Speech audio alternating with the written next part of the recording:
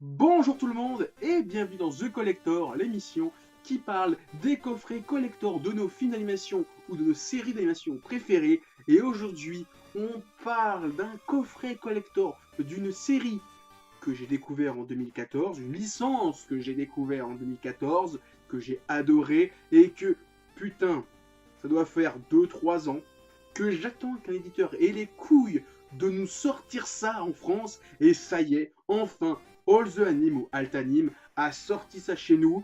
Je parle bien sûr du coffret collector de la série Lupin the Third, l'aventure italienne. Oui, c'est l'aventure italienne, c'est la partie 4. C'est chez nous, c'est All the Anime. Et putain, je suis content. Allez, petit résumé pour commencer. Lupin III, ou Lupin the Third, le voleur le plus redouté du monde, se lance à la poursuite du mystérieux trésor, le rêve italien.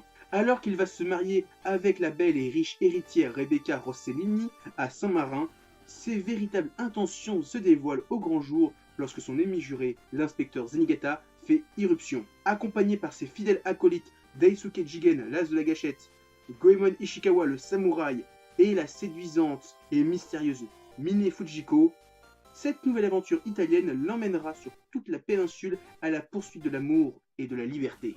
Maintenant, on va pouvoir parler du coffret. Donc déjà, il y a une petite surprotection en carton. Donc devant, il y a l'affiche de la série, hein, l'image officielle.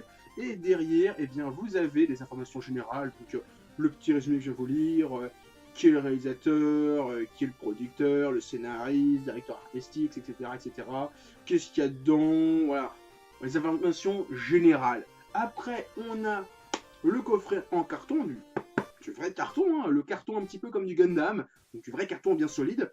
Alors dedans, il y a l'artbook et qu'est-ce qui contient les disquettes. Et l'image en elle-même, on a Lupin, et derrière on a Daisuke Jigen, donc c'est encore une image officielle, c'était une des images de promotion de la série, et j'aime bien, c'est génial, c'est stylé.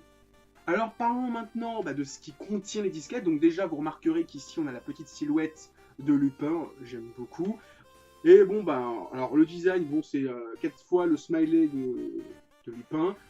Derrière c'est pareil. Et là où le bas blesse, c'est que derrière ces trucs-là, il y a les disquettes, il y a des images de Lupin, de Rebecca, de Mine Fujiko, de Zenigata, de Goemon, de Sukejigen.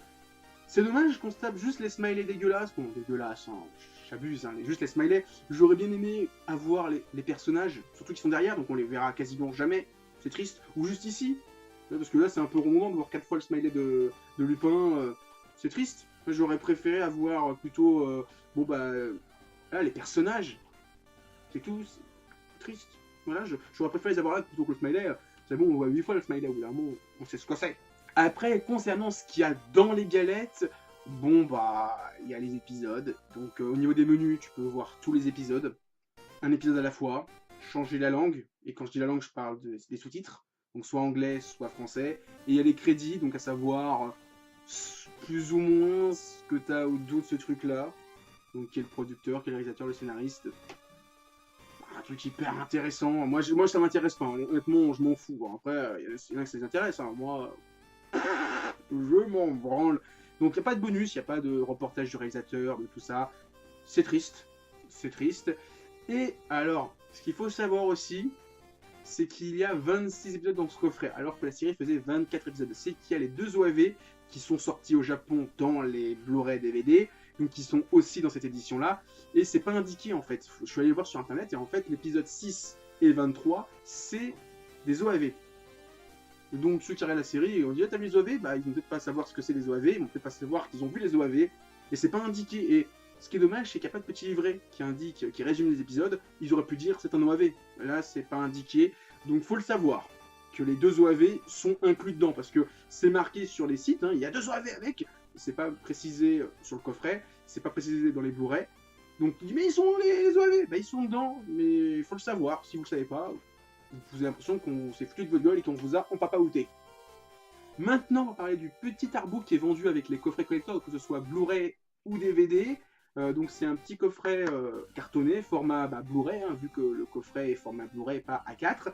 Donc moi je m'attendais à un truc assez volumineux, coffret A4, et non, c'est taille Blu-ray, taille standard.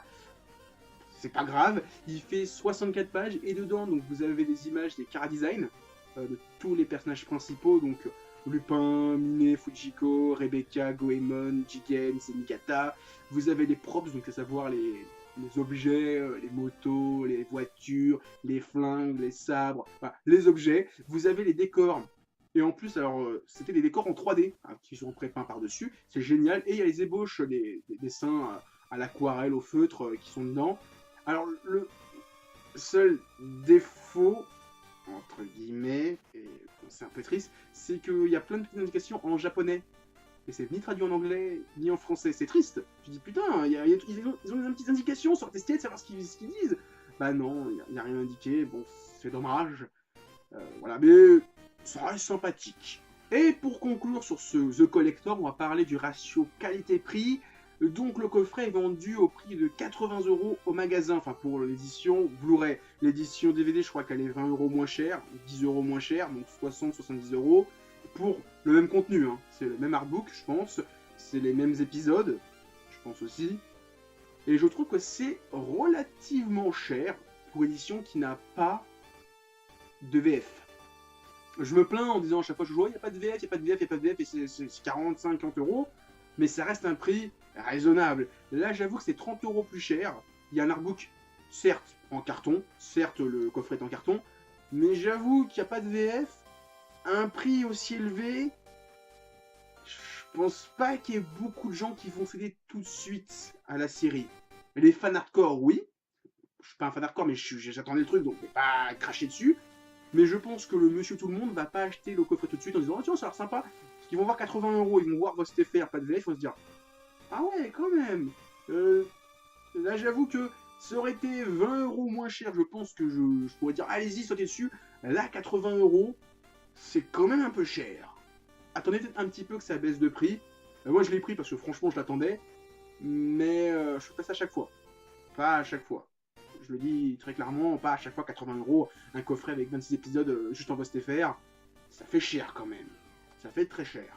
Donc voilà, c'est tout ce que j'avais à dire sur ce coffret collector. Alors avant de se quitter, mettez plein de pouces bleus, laissez des commentaires, partagez la vidéo sur les réseaux sociaux.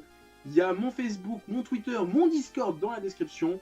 Et moi je vous dis à plus, continuez à lire des mangas et à regarder des animas. Allez, ciao tout le monde.